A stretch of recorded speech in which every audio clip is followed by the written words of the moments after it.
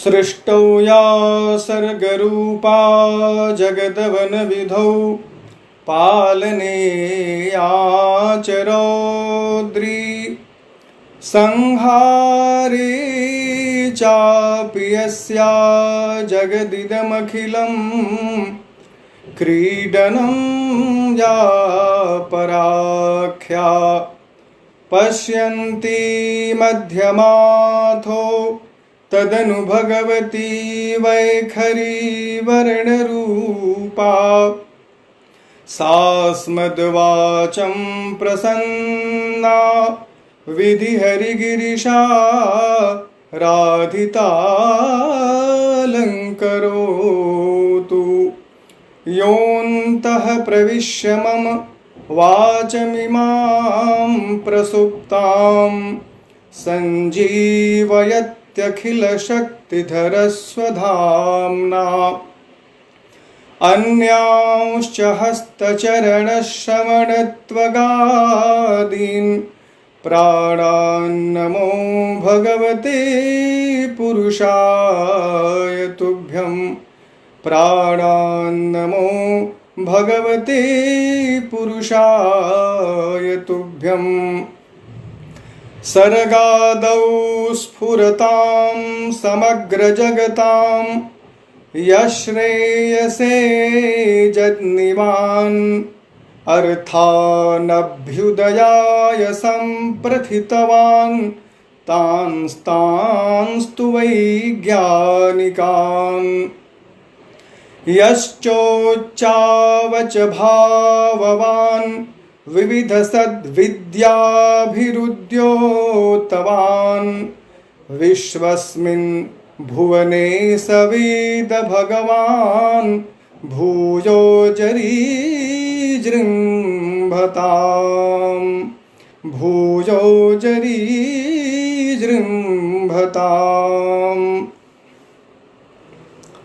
सर्वप्रथम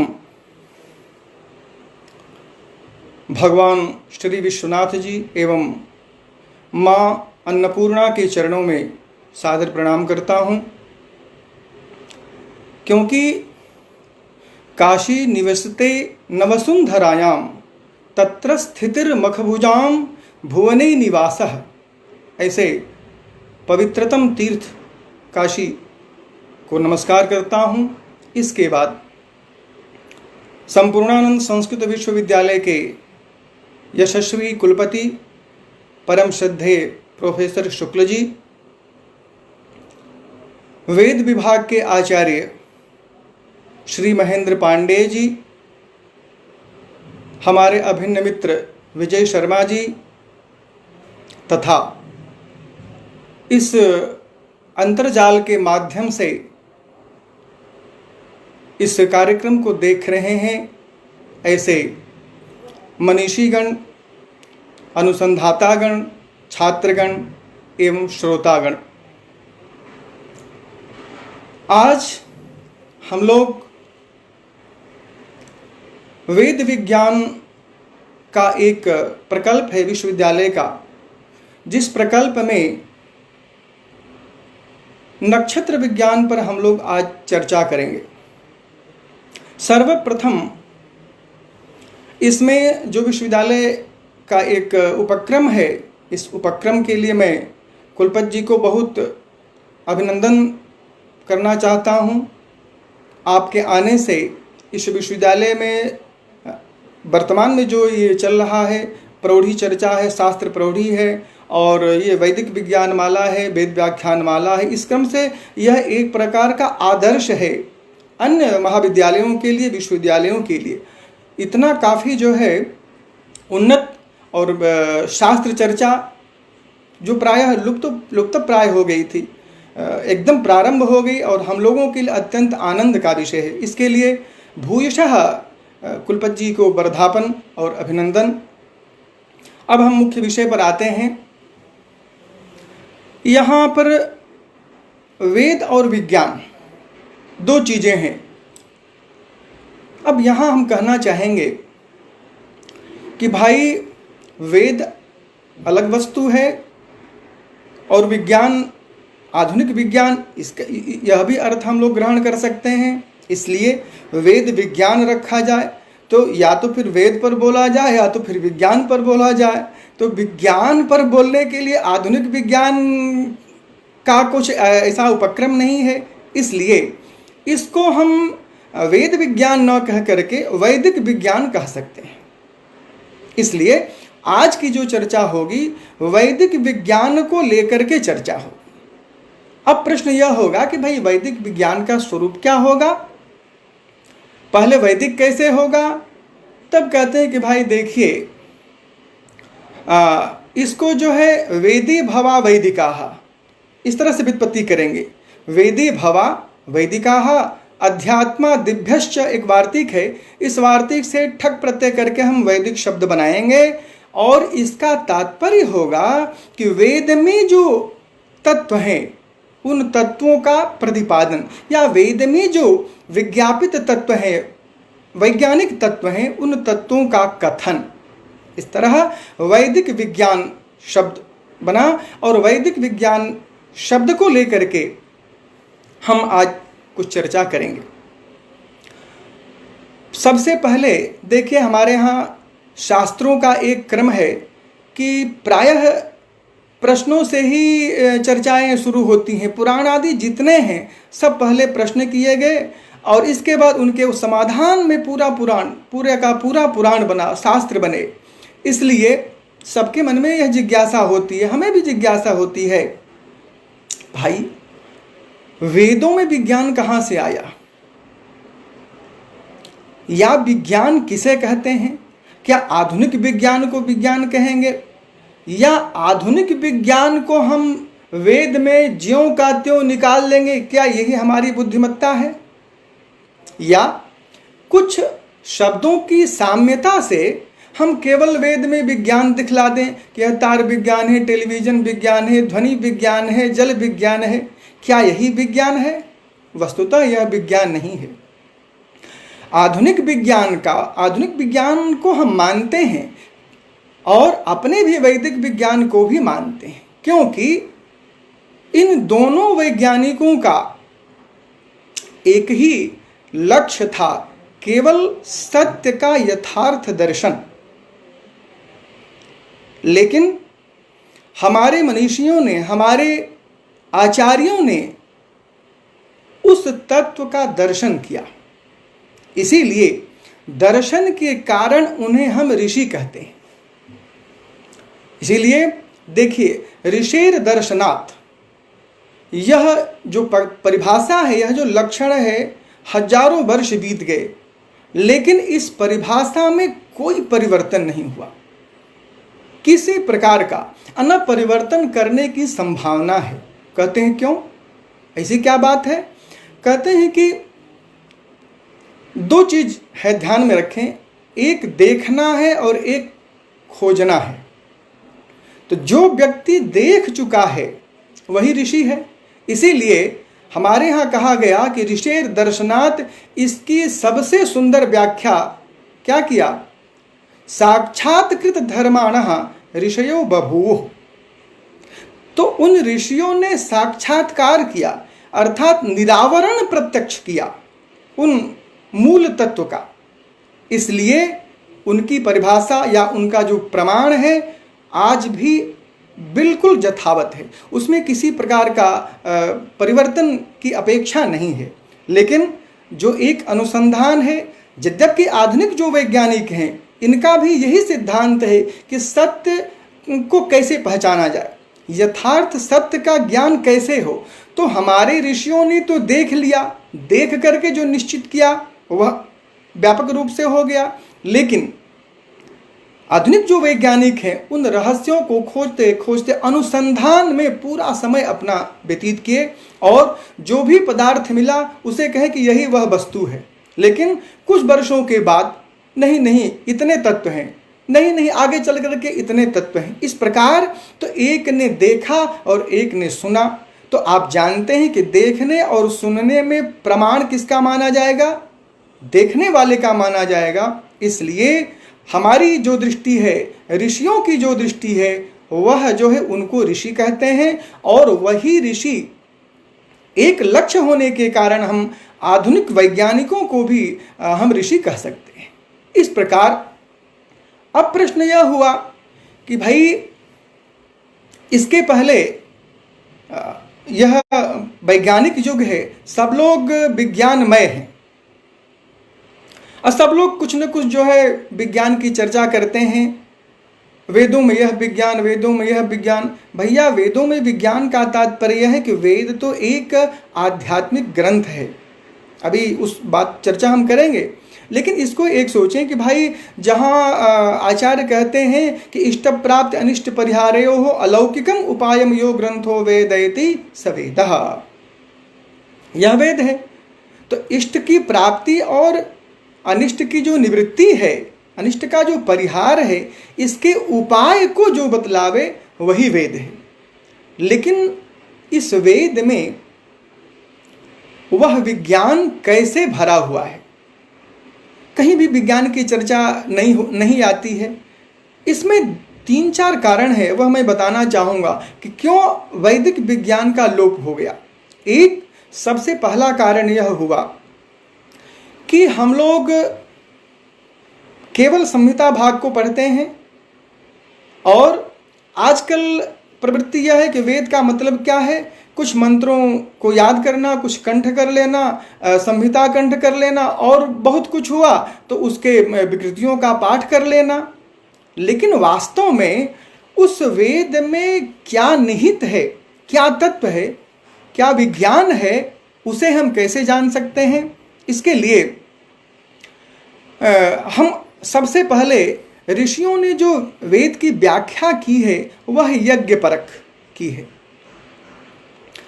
तब कहते हैं भाई जब यज्ञ परक यही नहीं, 625 ईस्वी में ऋग्वेद के प्रथम भाष्यकार स्कंद स्वामी हुए, उन्होंने भी वेद मंत्रों का यज्ञ परक ही अर्थ किया।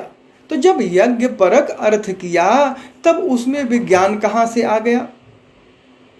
तो कहने का तात्पर्य यह है कि यह जो वैदिक विज्ञान है वह अत्यंत सूक्ष्म रूप से, केवल संकेत रूप से संहिता ग्रंथ में, इसके बाद उसका पल्लवन ब्राह्मण ग्रंथों में, इसके बाद आरण्यक ग्रंथों में हुआ है।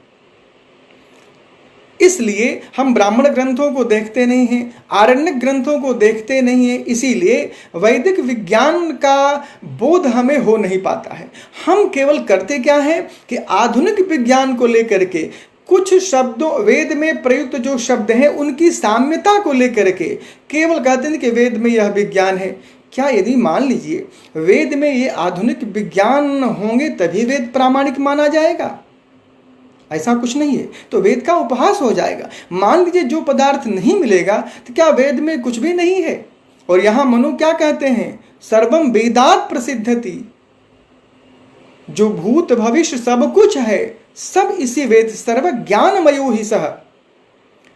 और कुछ काल में कुछ आचार्यों ने प्रयास किया कि वैदिक विज्ञान को हम प्रस्तुत करें, लेकिन ब्राह्मण ग्रंथों को स्वीकार नहीं किया। ब्राह्मण ग्रंथ ही तो उपपत्ति करते हैं। जैसे मंत्र ब्राह्मण भाग किस रूप में हमारे सामने आता है? विधि रूप में।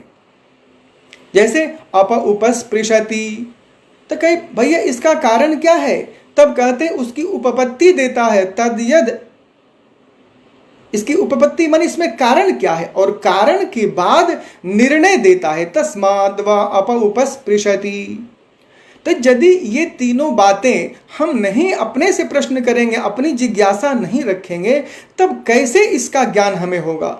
इसलिए दूसरी बात, जो ब्राह्मण को नहीं मानते हैं, आरण्यक को नहीं मानते, वे वैदिक विज्ञान क्या बतला पाएंगे, क्या उसको वो कर सकते हैं।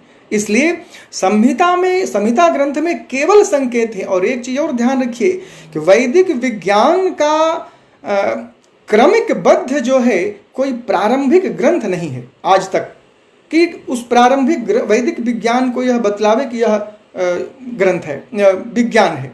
इसलिए उच्च कोटि का यह वैदिक विज्ञान का वेद यह ग्रंथ है, लेकिन इसका क्रमबद्ध निरूपण आज तक नहीं हुआ। एक मंत्र का भाव एक कड़ी यहाँ है तो दूसरी कड़ी वहाँ है, तीसरी कड़ी आरण्यक में है। तो हम तो अल्पज्ञ जीव हैं, हम तो केवल संहिता भाग को देख लिया, मंत्र को देख लिया, इतने से हम अपने को कृतकृत्य मानते हैं। इसीलिए उसी वैदिक विज्ञान की दृष्टि को लेकर के कहा गया, अरे भाई मंत्र तो हम लोग भी पढ़ लेते हैं, गुरुमुखोच्चारण अनुच्चारण रूप मंत्र का पाठ करते हैं, लेकिन किस लिए ऋषि कहते हैं, आचार्य व्यास कहते हैं, नहीं एतेषु प्रत्यक्षम अस्ति अनृषेः अतपसोवा। कितना दृढ़ उन्होंने कहा कि यह जो है इस मंत्र का दर्शन, मंत्र के अर्थ का प्रत्यक्ष किसको हो सकता है, अनऋषि, जो ऋषि नहीं है। अर्थात 3 चैलेंज रखे यास्क ने, महर्षि यास्क ने रखा कि जो ऋषि होगा और जो तपस्वी होगा और जो ऋषि नहीं है, तपस्वी नहीं है, यदि भूयो विद्या होगा, बहुश्रुत होगा, उसी को मंत्र के अर्थ का ज्ञान होगा और किसी को नहीं होगा। क्या आजकल ज्ञान नहीं हो रहा है? हो रहा है, लेकिन वह कौन सा ज्ञान है?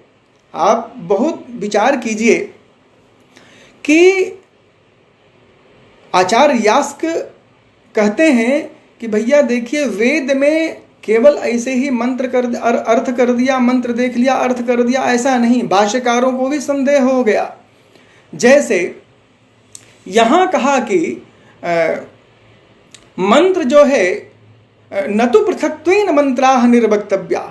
वेद में 3 प्रकार के शब्द हैं, प्रत्यक्ष वृत्ति, परोक्ष वृत्ति और अति परोक्ष वृत्ति।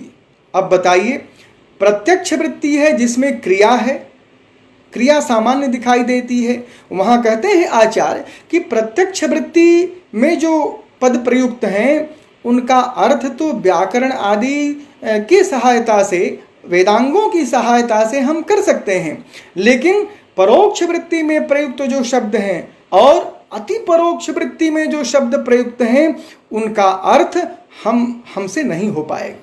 उसके लिए ग्रंथकार कहते हैं कि उसके लिए या तो ऋषि हो जिन्होंने मंत्रों का दर्शन किया हो, अथवा तपस्वी हो, या फिर बहुश्रुत हो। इस समय तो तीनों का अभाव है, हम तो न ऋषि है, न तपस्वी है, न बहुश्रुत है। तो मंत्र का प्रत्यक्ष कैसे, मंत्र के अर्थ को हम कैसे कर सकते हैं? तो इतना बड़ा निगूढ़ ज्ञान किसके लिए? और यहाँ क्या है कि यदि संहिता कंठस्थ हो गई, अरे अब मैं अपने को कृतकृत्य समझने लगा, अब इसके अतिरिक्त कुछ नहीं है। कोई पूछता है वेद में क्या है भैया, कह रहे केवल याग हैं। कुछ पढ़ा लिखा होगा तो यही कहेगा दर्श पूर्णमास याग से लेकर के पूरे 39 अध्याय तक यजुर्वेद में याग ही याग हैं।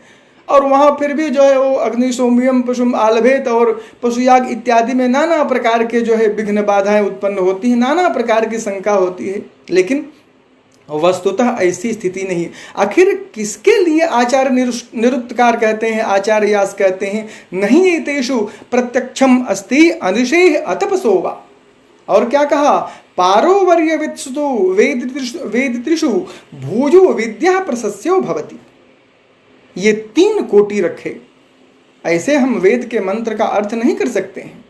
और इन तीनों वृत्तियों में प्रत्यक्ष वृत्ति, परोक्ष वृत्ति और अति परोक्ष वृत्ति अत्यंत गूढ़ है। उसका अर्थ, उस वैज्ञानिक अर्थ को प्रकट करने के लिए महर्षि यास्क इतनी बड़ी मर्यादा रखते हैं कि जो इतना कर सकता है वही इस मंत्र का अर्थ कर सकता है, और नहीं हम केवल, आजकल होता क्या है, केवल शब्दों के साम्य को लेकर के, अक्षर साम्य को लेकर के हम वेद में कहते हैं कि वेद में यह विज्ञान है, वेद में यह विज्ञान है, वेद में यह बात तो करते हैं आधुनिक विज्ञान की बातें, और उसको कहाँ प्रस्तुत करते हैं, वेद में। ऐसी बात नहीं। आज मैं बता दे रहा हूं कि यदि आधुनिक विज्ञान का यदि क्रमिक विकास नहीं हो पाता या केवल जत्र तत्र ही उसका भी संकेत रहता तो आज भी विज्ञान की प्रगति ऐसी संभव नहीं थी। इसलिए यह वेद अत्यंत उच्च कोटि के विज्ञान को बतलाता है। 1-2 उदाहरण मैं दूंगा, इसके बाद फिर और बात करूंगा। जैसे मान लीजिए, कहते हैं कि भाई बहुत बढ़िया बात है, बड़े सावधानी से सुने, चूंकि मैं अध्यापक हूँ, अब उतना आनंद तो आएगा नहीं, लेकिन फिर भी जो बहुज्ञ लोग हैं, जो श्रोता समाज है, मैं जानता हूँ, काशी में रहा हूँ, इसलिए वहाँ के विद्वानों की बातें नहीं, उन्हीं आचार्य चरणों का जो कुछ प्रसाद है। आप देखिए, एक मंत्र है, उदुत्यं जात वेदसम देवम वहंति केतवः। बड़ा सीधा सा सरल मंत्र अर्थ है इसका। कहा कि भैया जात वेदसम देवम, भगवान सूर्य के बारे में कह रहा है कि केतवः जात वेदसम देवम वहंती, और वहंती का इधर विशेषण लगा लीजिए, उद उपसर्ग है, उद वहंती, अर्थात हिंदी में इसका अर्थ हुआ कि जो केतव अर्थात जो किरणें हैं सूर्य को उद्वहंती, ऊपर की ओर ले जा रही हैं। उदुत्यम माने उदय होते हुए भगवान सूर्य, जात वेदसम कहा कि क्या देवम केतवः उद्वहंती, जो किरणें हैं वे ऊपर की ओर ले जा रही हैं। अब बताइए इस मंत्र का अर्थ कैसे लगेगा? जो रश्मियां हैं भगवान सूर्य को ऊपर की ओर ले जा रही हैं। क्यों ले जा रही भाई? बहंत के दृशे विश्वाय सूर्यम, सूर्यम जात वेदसम, दृशे विश्वाय, यहाँ षष्ठ्यर्थी चतुर्थी है, अर्थात विश्व के दर्शन के लिए, अर्थात संपूर्ण प्राणियों के दर्शन के लिए सूर्य की किरणें सूर्य को ऊपर की ओर ले जा रही हैं। यह देखिए एक मंत्र का अर्थ है। सभी भाष्यकारों ने यही अर्थ किया है। लेकिन अब आप अपने से विचार कीजिए कि किरणें भगवान सूर्य को ऊपर की ओर क्यों ले जा रही हैं? भगवान सूर्य ऊपर हैं, हम नीचे हैं, तो ऊपर से नीचे की ओर हम लोगों को दिखलाने के लिए ले आवे तब तो बात ठीक है, लेकिन किरणें ऊपर की ओर क्यों ले जा रही हैं? आज आधुनिक विज्ञान भी इस बात को सिद्ध करता है। जो यह वैज्ञानिक तत्व है उदुत्यं जात वेदसम देवम वहंति केतवः, इसको आज विज्ञान भी सिद्ध करता है। यदि इस विषय में चलेंगे तो बहुत काफ़ी चर्चा लंबी हो जाएगी, फिर उसको उस प्रकरण को देखना पड़ेगा। लेकिन केवल मैं संकेत करता हूँ एक बात। दूसरी बात देखें, इरावती धेनुमती ही, ये जो मंत्र है इसमें विष्णु को संबोधन करके प्रार्थना की गई है। प्रायः सब लोग मंत्र जानते हैं, मंत्र के बारे में मैं क्या कर सकता हूँ। तो कहा कि दाधर्थ पृथ्वीम अभितो मयूखई ही, वहाँ भगवान विष्णु से कहा जा रहा है कि हे विष्णु, आपने इन दोनों को धारण किया है, द्युलोक और पृथ्वी लोक को। लेकिन मयूखई का अर्थ आचार्यों ने किरण किया, तो किरणों के द्वारा पृथ्वी का धारण कैसे हो सकता है? यह ऐसा कह सकते हैं, किरणों के द्वारा पृथ्वी का धारण कैसे हो सकता है? लेकिन इसको वैदिक विज्ञान भी बतलाता है और आज के आधुनिक विज्ञानों ने भी सिद्ध कर दिया है। इतना बड़ा एक आकर्षण का विज्ञान, लेकिन यह बात कहाँ है? केवल इसका संकेत यजुर्वेद संहिता में है, लेकिन इसका पल्लवन कहाँ किया गया है? ब्राह्मण ग्रंथों में। ब्राह्मण ग्रंथों को जब हम देखते हैं तब इसका निरूपण हमें मिलता है और उस वैज्ञानिक तत्व को हम वहाँ देखते हैं।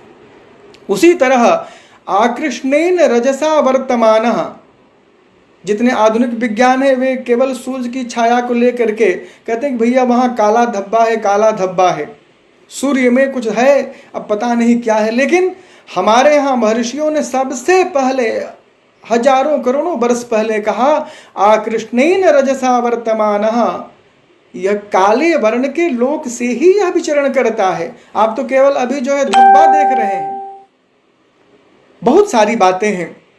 आइए, तो ये जो है वैदिक विज्ञान इसको बतलाता है। लेकिन अब कुछ लोगों का आक्षेप देखिए, कहते क्या हैं कि भैया वेद में केवल जितने आचार्य हैं सब लोगों ने यज्ञ परक ही व्याख्यान किया है। कुछ लोगों को बड़ी तकलीफ होती है, अरे क्या केवल यज्ञ ही परक है? यज्ञ ही परक अर्थ क्या है? वे तो सब एकदम ऐसा बटोर करके आपने रख दिया, वही दर्श पूर्णमास, वही सोमयाग, वही चातुर्मास, और जनता इसे जानती नहीं है।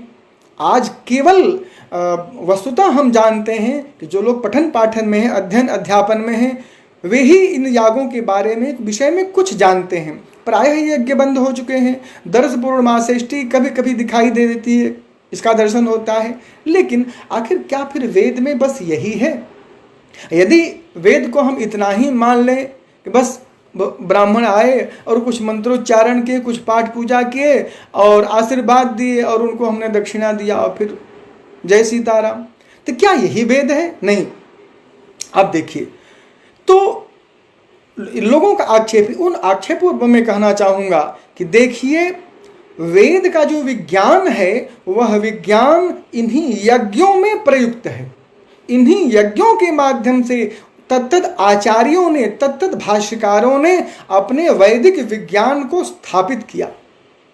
अब कहिए कैसे? यज्ञों में क्या विज्ञान है? कहते हैं कि देखिए, आप यज्ञ का एक अर्थ करते हैं यज्ञान देव पूजा संगति करण दानेषु, नंग प्रत्यय कर दिया, बन गया यज्ञ। प्रायः सब लोग यही कहते हैं। लेकिन अब हम यदि उसको देखें कि यज्ञ शब्द क्या है, तो यज्ञ की व्युत्पत्ति क्या है भाई, तो इसके लिए हम मैत्रायणी संहिता में चलते हैं। क्यों नहीं इस यज्ञ की परिभाषा को, इस यज्ञ के लक्षण पर आप विचार करते हैं। देखिए कैसी सूक्ष्म बात कहते हैं। अजातो हवै पुरुषः स वै यज्ञेनैव जायते, और अजातो हवै तावत् पुरुषो यावन्न जायते स यज्ञेनैव जायते। कहते भैया, यज्ञ को हम क्यों नहीं माने? बहुत लोग बात करेंगे सहयज्ञा प्रजा सृष्टा पुरोवाच प्रजापति ही, लेकिन इस स्तर तक नहीं पहुंचते हैं कि भाई क्या है कि अजातो हवै पुरुषः, अरे वह पुरुष ही यज्ञ से उत्पन्न हुआ है। जिस प्रजापति ने, जिस पुरुष ने इस पूरी सृष्टि प्रक्रिया को जन्म दिया, पूरी सृष्टि की, जिसने चराचर की, वह पुरुष ही यज्ञ से उत्पन्न हुआ है। अब बताइए, तो मानव जीवन पर यज्ञ का प्रभाव पड़ता है। इसीलिए गीता में कहा परस्परम भावयन्तः श्रेयः परमवाप्स्यथ। तो मैं कारण बतलाना चाहता हूं कि कारण क्या था। उस समय 625 ईस्वी में आचार्य स्कंद स्वामी ने या आचार्य सायण ने जो व्याख्या किया, यज्ञ परक जो व्याख्या की, वस्तुतः वह जो है विज्ञानमय है। लेकिन वही बात है, नहीं एतेषु अर्थ प्रत्यक्षम अनिशेह अतपसोवा। इसलिए तब कहते हैं कि भाई कैसे इस लक्षण को, और यहाँ निरुक्तकार जन धातु से यज्ञ शब्द को बतलाते हैं। इस व्युत्पत्ति पर हम कभी ध्यान नहीं देते हैं और केवल यजदान देव पूजा संगति करण दानेषु। तो इसी विज्ञान, वैदिक विज्ञान को बतलाने के लिए वर्तमान में यदि कोई एक शास्त्र है, वह निरुक्त शास्त्र है और कोई शास्त्र नहीं। इसीलिए जितने शास्त्रों में, चाहे वह नैदान का ग्रंथ हो, चाहे रहस्य का ग्रंथ हो, वे सारे ग्रंथ अब लुप्त हो चुके हैं। तो वैदिक विज्ञान को बतलाने वाला केवल एक शास्त्र है, निर्वचन शास्त्र जो है वह निरुक्त शास्त्र है। इसी शास्त्र के माध्यम से हम उस तत्व तक पहुंच सकते हैं। अब देखिए, कहा कि वह पुरुष, और वही पुरुष नहीं, वह पूरी सृष्टि, तस्माद् यज्ञात् सर्वहुत रजस्सामानि जन्निरे छंदांसि जन्निरे इत्यादि, तस्माद् यजुस् तस्माद् जायतो, पूरी सृष्टि ही उससे जो है जन्म ली है, इसलिए वह पुरुष। तो दो बातें आई, ज्ञान और विज्ञान। ज्ञान जो है अव्यक्त है, ध्यान दीजिए, ज्ञान अव्यक्त है और अव्यक्त का जो व्यक्त रूप है वही विज्ञान है। यह परिभाषा है। जो निर्गुण है, ज्ञान एक सिद्धांत है और उस सिद्धांत का जो प्रयोग है वही विज्ञान है। यज्ञों में जो जिन स्रोत यागों का वर्णन है, वे जो स्रोत याग हमारे यहाँ यज्ञशालाओं में किए जाते हैं वही विज्ञान है। सब ज्ञानम तनुते। इसीलिए देखिए, वहां कहा गया है कि यज्ञम ब्रह्म ही यज्ञम आत्मानो। कितनी बड़ी बात कह दिया। क्या कोई देखेगा, क्या कोई समझेगा? हमारी दृष्टि वहां तक नहीं पहुंच पाती है। कहते हैं शतपथ ब्राह्मण में, ब्रह्म ही यज्ञम आत्मानं कुरुत तेनैव रूपेण इदम सर्वं अभवच्च भवति च भविष्यति च। इसी का अनुवाद मनु ने किया है। इसलिए कहते हैं वह ब्रह्म जो है स्वयं यज्ञ के रूप में हुआ। तदिदं यज्ञ विज्ञानम वेदः। इसीलिए हम केवल मानते हैं, केवल उसके स्थूल रूप को देखते हैं। अरे भैया, कौन यह ऋत्विज हैं तो ये है, तो दक्षिणा है ये, माने केवल उसके स्थूल रूप को हम देखते हैं, वस्तुतः उसका जो सूक्ष्म रूप है उसे हम कभी देख नहीं पाते। इसीलिए बार बार कह दिया गया कि उसका जो स्वरूप है उसको हम अच्छी तरह निरावरण प्रत्यक्ष या तो ऋषि को होगा या तपस्वी को होगा या बहुश्रुत है उसी को हो सकता है। इसीलिए आचार्य व्यास ने कहा, नहीं तो बाकी तो अर्थ ज्ञान देखते ही हैं, सब लोग पढ़ा रहे हैं, सब लोग आनंद ले रहे हैं और पढ़ रहे हैं और अपने को कृतकृत्य मानते हैं, लेकिन इसका इसीलिए कहा कि तेनैव रूपेण इदं सर्वं अभवच्च भवति च भविष्यति च यज्ञ एवेदं समभवच्च भूतञ्च भविष्यच्च तदिदं यज्ञ विज्ञानं वेदः। इसीलिए इसी को कहा गया कि यज्ञ को विज्ञान बतला गया। यदि मंत्र सिद्धांत है तो ब्राह्मण विज्ञान है, यही ज्ञान है, यही इसीलिए मंत्र ब्राह्मणयोर वेद नामधेयम। केवल मंत्र भाग को मानेंगे तो विज्ञान तो लुप्त ही हो गया, ब्राह्मण को आप देखते नहीं है। इसलिए मंत्र ब्राह्मणयोर वेद नामधेयम का तात्पर्य यह है कि मंत्र भाग ज्ञान है और ब्राह्मण भाग विज्ञान है, क्योंकि विज्ञान में विधि है, उपपत्ति है, कारण है। आखिर हम क्यों करें, तब उसका उपपत्ति बतला कि इसलिए आप करो, तस्माद्वा अप उपस्पृशति, इसलिए जल का वहां उपस्पर्शन है। इस प्रकार से ब्राह्मण ग्रंथों में, आरण्यक ग्रंथों में यह वैदिक विज्ञान जो है भरा हुआ है। हम आधुनिक विज्ञान को इस वेद में, इतने पवित्रतम ग्रंथ में, वेद में देखें और खोजें, ढूंढें, कहाँ, क्यों, किस लिए। देखें, दो चीज है, एक अव्यक्त है और एक व्यक्त है। व्यक्त क्या है, वही विज्ञान है, जो अव्यक्त है वही मूल तत्व है। इसको और सरल शब्दों में मैं यदि कहूं, जैसे मान लीजिए पंखा चल रहा है, पंखा में एक गतिशील है, चल रहा है, और एक जो है स्थिर है। जो स्थिर है वही ज्ञान है, और जो भ्रमण कर रहा है, जो परिधि है, अर्थात एक केंद्र है, जो केंद्र है वह ज्ञान है, और उसके ऊपर जो परिधि है वही विज्ञान है। इसीलिए मंत्र ब्राह्मणयोर वेद नामधेयम्। इसीलिए कहा द्विविद्ये वेदितव्ये परा चैवा परा च, एक परा है और एक अपरा है। क्यों भेद किया, क्या जरूरत थी भेद करने की। अरे भाई, वही संहिता का भाग तो भी उपनिषद है। जिस संहिता को आप यजुर्वेद संहिता पढ़ते हैं उसी का 40वां अध्याय ईशावास्योपनिषद है, और एक को आप कहते हैं कि नहीं वह परा हो गई और बाकी इधर के जितने हैं वो अपरा क्यों हो गई। कहते हैं कि यया तदक्षरम अधिगम्यते, तो परा विद्या जो है सीधे उसका स्वरूप क्या है, ज्ञान का स्वरूप है, और जो अपरा विद्या है, वह जो अपरा वेदांग इत्यादि हैं वही क्या है, वस्तुतः विज्ञान है। कह कि आप तो बहुत बोल गए, अब इसको कैसे इसकी संगति कैसे बैठाएंगे। देखिए, बड़ा आनंद के साथ चर्चा चल रही है और बड़ा आनंद लेते हुए इसका श्रवण कीजिए। कहते हैं कि विज्ञान का मतलब यह है, हम आधुनिक विज्ञान की तरफ नहीं, हम अपने शास्त्रों की तरफ चलेंगे कि हमारे शास्त्रों में विज्ञान किसे कहा गया है। विशिष्टम ज्ञानम विज्ञानम, विविधम ज्ञानम विज्ञानम और विभेदेन ज्ञानम। ये वि उपसर्ग का अर्थ जो है दूसरी जगह नहीं हो सकता है, यह तो केवल संस्कृत साहित्य में हो सकता है। अहो महिमा संस्कृत शास्त्र से। इसलिए तो विविधम ज्ञानम विज्ञानम जो कहा है कि भिन्न भिन्न प्रकार का जो ज्ञान है वही विज्ञान है। आचार्य शंकर ने क्या माना, आचार्य शंकर मानते हैं कि जो अनुभव है वही विज्ञान है और जो सिद्धांत है वह ज्ञान है।